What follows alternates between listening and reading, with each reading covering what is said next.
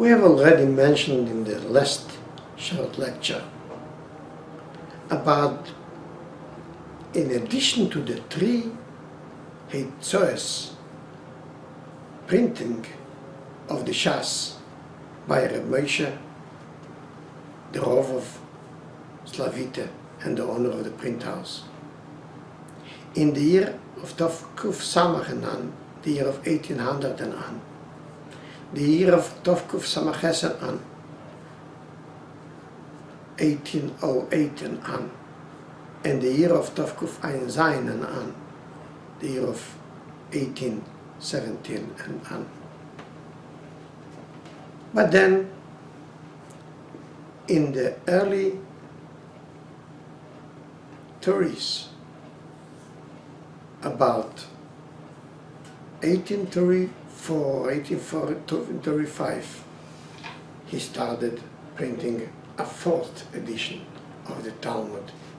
It wasn't then him. He already passed away.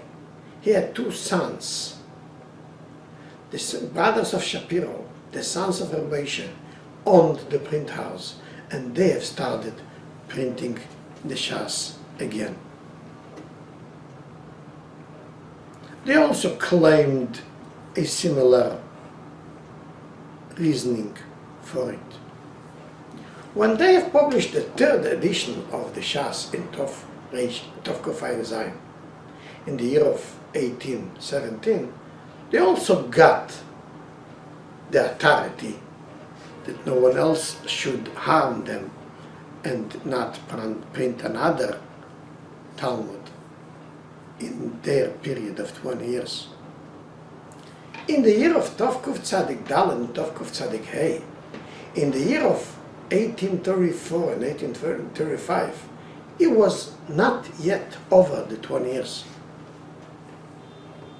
But at the same time, in Vilna opened a large print house, and they have started printing the Shas in the same year. And they have claimed the same reasoning for it, because the 3rd edition of the Shas in Slavita was already sold. So you have no right, according to U.S. Commerce, to print again, because we are now larger and we want to print a large Shas for everyone, and if you print, you cause us a loss of money. That became a very large fight between all the Rabbonim in several countries around Vilna and around Slavita. Each great rabbi and great mechaber and great goel was asked and wrote a tshuva, some to the side of Slavita and some to the side of Vilna. The end of this story was very tragic. A year later, in Tov Kuf Tzadik Zayin, came out the Gzeras Hatfusim in Russia. They closed down all print houses of Yiddish Sefer. They permitted only one print house in the whole Russia to exist in Vilna. And in this print house, they shall not be able to print anything without the observation of the censor.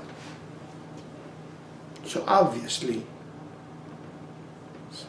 Slavita didn't continue printing the Shas. Only in Vilna they printed then the Shas. But that wasn't enough. There was another tragedy in that period. In the print house in Slavita, one of the workers, a Goyish worker, took his own life and hung himself. The government decided to blame the owners. They gave him public malchus, both brothers. Soldiers hit them. They were supposed to pass between soldiers that hit them. And then they were sent to exile to house arrest for 20 years. So obviously they didn't fulfill their plan of printing the fourth time this Shas. But that has an end that is related more to us and to our Rebbe. What's the connection? When they was in the house arrest, they had permission that the minion should come to them to daven together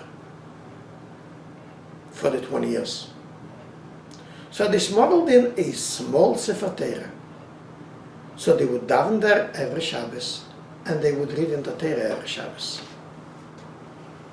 After the 20 years, and sometimes later, they passed away. And this special Sefer Torah went to their sons, to their heirs, and then to their grandsons and great-grandsons. One of the great-grandsons of one of the brothers was Rebbe Shmuel Shapiro. After the Second World War, he settled in Eretz Israel, and he brought the Sefer Torah with him. After the Rebbe became Rebbe, in Tovshin Yudalet, in 1954, he sent at the end of 1953, he sent the Sefer Torah to the Rebbe. The Rebbe was thrilled to have the Sefer Torah. Since then, he would try that every Shabbos, every Monday, every Thursday, when he is getting Aliyah and Sefer Torah, they should read in this Sefer Torah, in his Sefer Torah. Every Sefer Torah, the Rebbe would dance with the Sefer Torah, he would dance with this Sefer Torah. And this Sefer Torah is what we all know and call it the Rebbe Sefer Torah, which is actually a long continuation of the printers in Slavita that was later exiled to house arrest and had the Sefer Torah read by them in their house arrest for 20 years. And finally it came to the Rebbe, and this is the Rebbe Sefer Torah.